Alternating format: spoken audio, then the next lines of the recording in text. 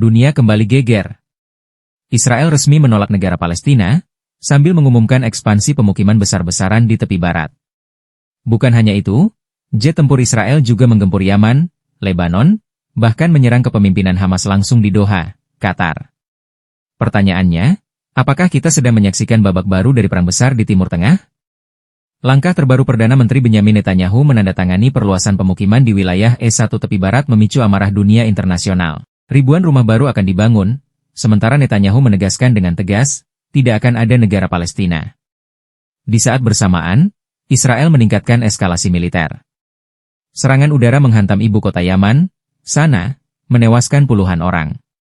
Tak hanya berhenti di sana, pesawat tempur Israel juga membombardir timur laut Lebanon, menewaskan anggota Hezbollah dan menghancurkan infrastruktur militer mereka.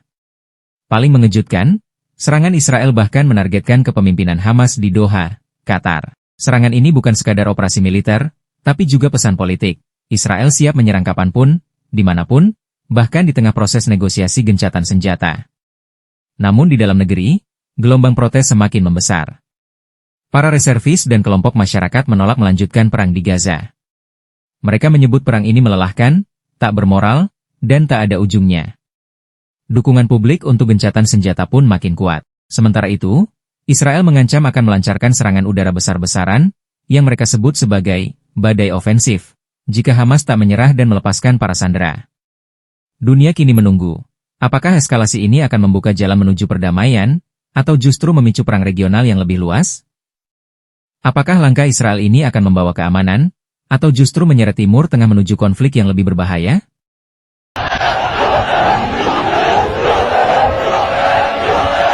ইরানের নতুন অত্যাধুনিক প্রযুক্তির মিসাইল যার নাম হচ্ছে ফাতা-1 তার আক্রমণে তেল আবিব ও হাইফা শহর থেকে যান হাতে নিয়ে পালিয়ে যাচ্ছে ইসরায়েলিরা। গোপন বাংকারেও কিন্তু এখন আর তারা নিরাপদে নেই।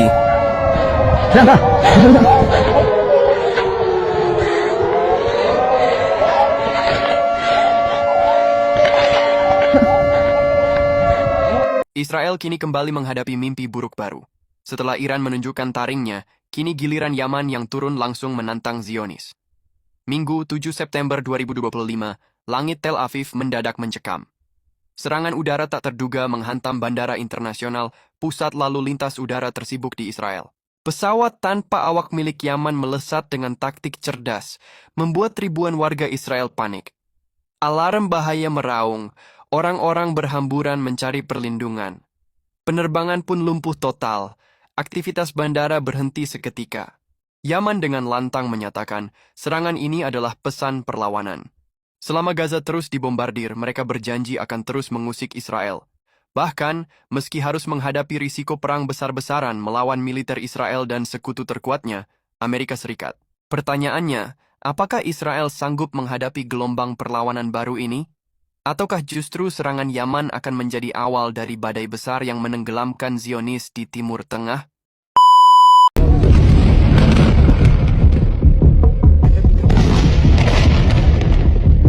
Markas pertahanan utama Israel di kota Ashdod resmi luluh lantak setelah digempur habis-habisan oleh jet tempur gabungan milik Iran dan Mesir.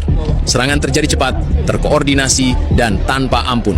Dalam hitungan menit, kompleks militer yang disebut sebagai pusat komando strategis Israel itu berubah menjadi lautan api dan reruntuhan beton. Laporan awal menyebutkan lebih dari 1.000 tentara Israel tewas seketika di lokasi, sementara ratusan lainnya mengalami luka parah hingga sebagian besar tidak bisa diselamatkan.